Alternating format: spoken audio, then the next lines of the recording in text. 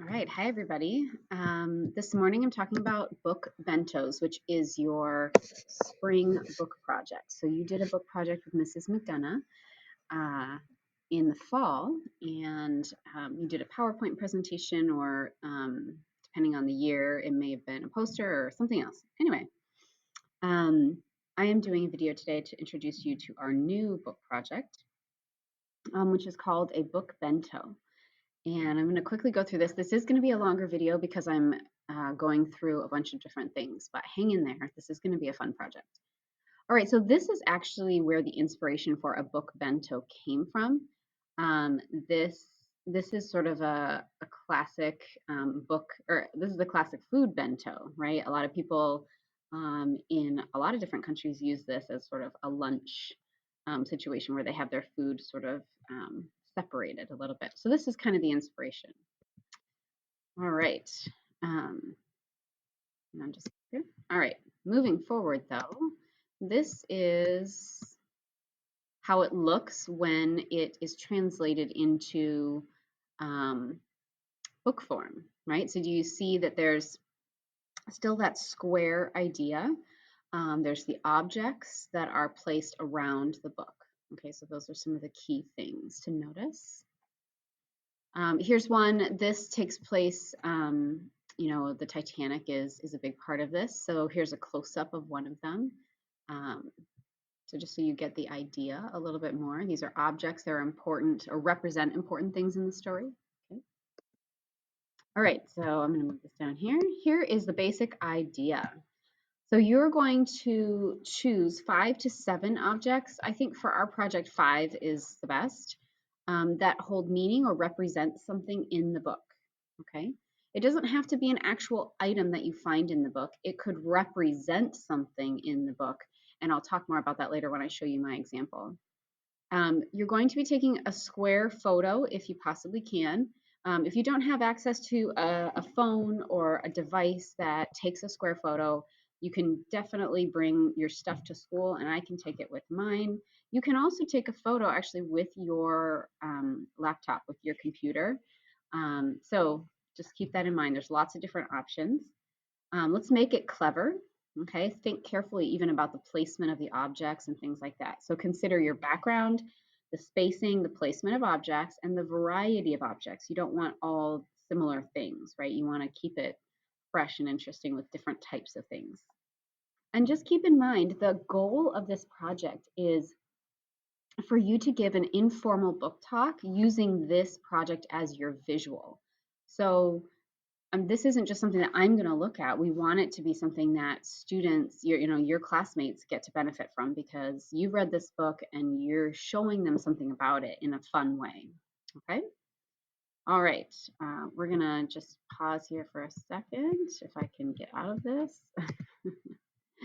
And we'll move on to another example. All right.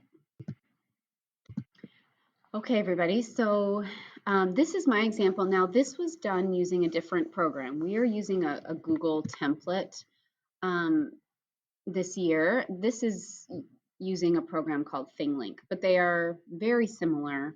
The only difference is that the writing will actually be able to be seen, whereas this one, it just kind of pops up only if you click on this. So we weren't able to access ThingLink this year, but the Google template is really cool and I think a really neat alternative. All right, so I wanted to show you my example. It's not a complete example, but it gives you a sense for what you're going to be doing. So I read the book The Faithful Spy, which is about a man named Dietrich Bonhoeffer. This was nonfiction, but I was able to use it because it is in story form. So I can still talk about characters and theme and things like that. So this was about Dietrich Bonhoeffer was a man who plotted to assassinate Hitler. It's an interesting story because he's kind of one of the last people you would assume would do that. He was actually a pastor, which is why you have this cross here. So he was a surprising person to kind of be a part of a conspiracy against Hitler. So here are a couple examples of the objects I chose. First of all, take a look at the background. I chose this sort of faded looking rug for a purpose because this takes place in the 40s, so I wanted to give that old timey feel.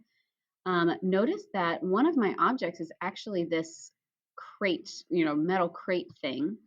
And I'm actually using it kind of as jail bars. Okay, notice I put it over. I didn't just put it off to the side. So I'm kind of playing with the positioning. I kind of did something visually with this folder. I made it come in sideways because I couldn't show the entire folder, right? That'd be too much.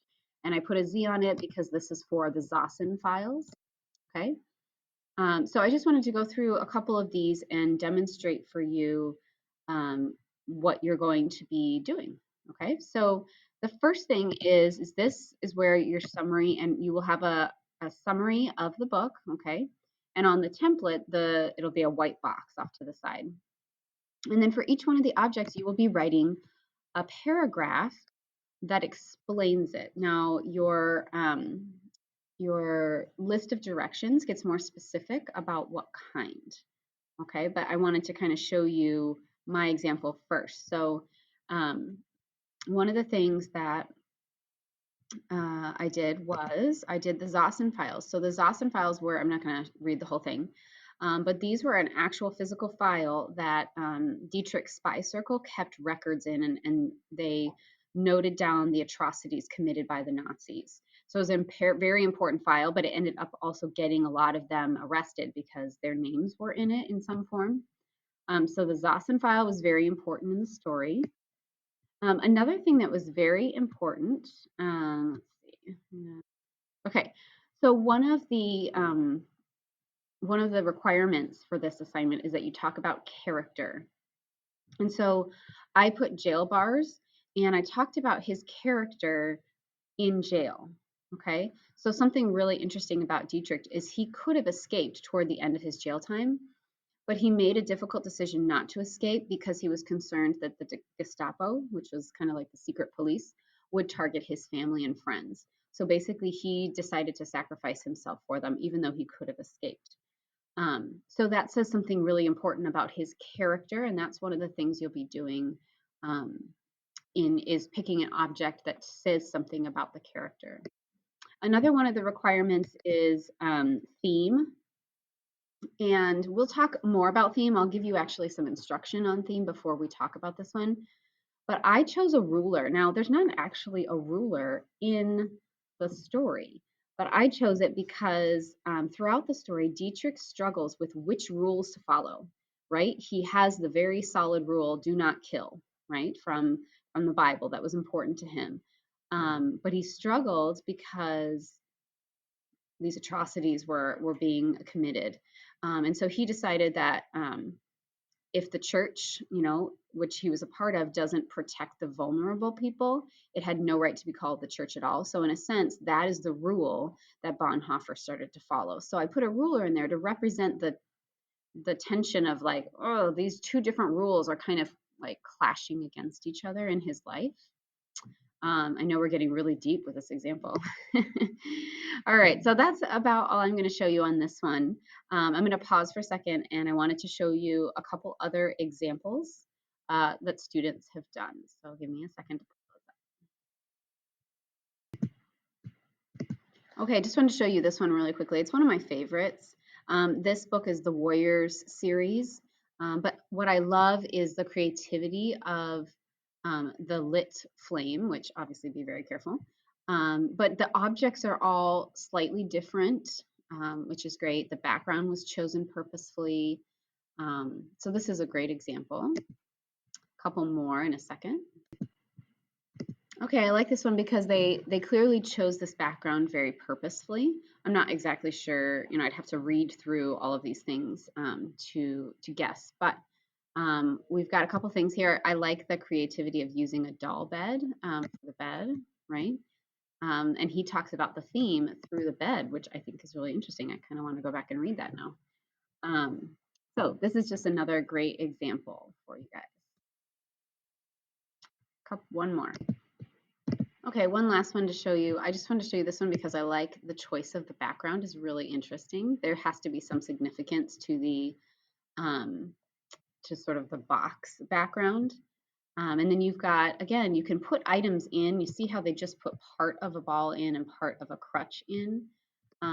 So you don't have to have the whole thing in there. So I just like the creativity of this one.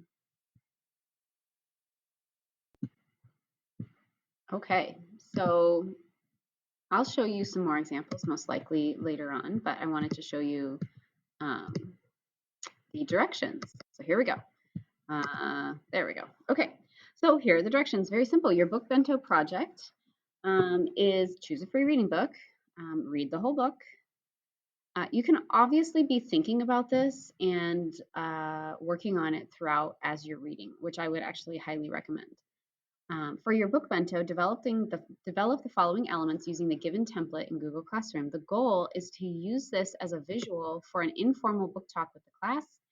You want them to like the book as much as you do. So the idea is that you're going to be using this to give a book talk. Okay. All right. So here are the required elements. Number one, you're going to create a unique background in your picture that matches the book and shows insight into the story. You're going to choose, this says 5 to 7. I think 5 is plenty. You're going to choose 5 objects to surround your book and place them in a way that represents the book. And these 5 objects need to represent elements of the story. Connected to each object, you must have a description of what this object represents about the story. Now, and I want you to just kind of like hone in if you've mentally been in Hawaii, just come back for a second.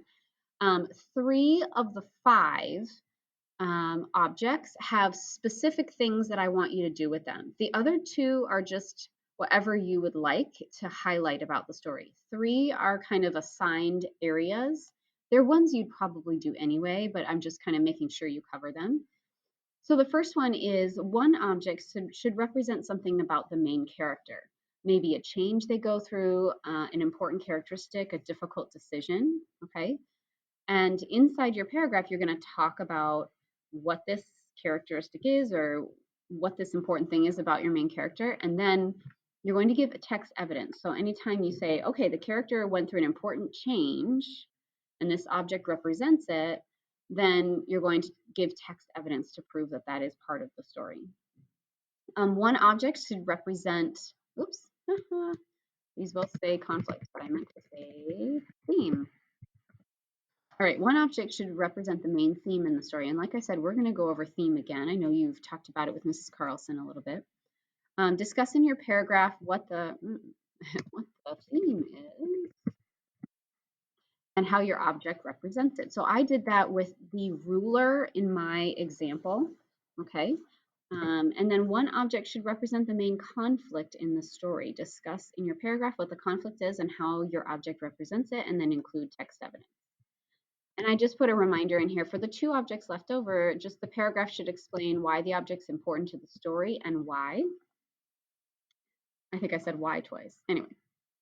And then in one of the white boxes, the last thing you need to do is write a brief summary of the book so that that'll be how you start your book talk so that we have a little bit of understanding of what the story is about. And then the last check mark is practice your presentation in front of friends and family. Your presentation should be about 1 to 2 minutes long and should be informal like a book talk. Okay? All right. So I'm not going to give you, well, you know what? We're going to do the rubric really quickly today since we're just going to try and get all this done. Okay? Hang in there. All right, so this is your rubric. You have required elements over here. Okay, so that's just, did you follow the directions on that checklist and have all the required pieces?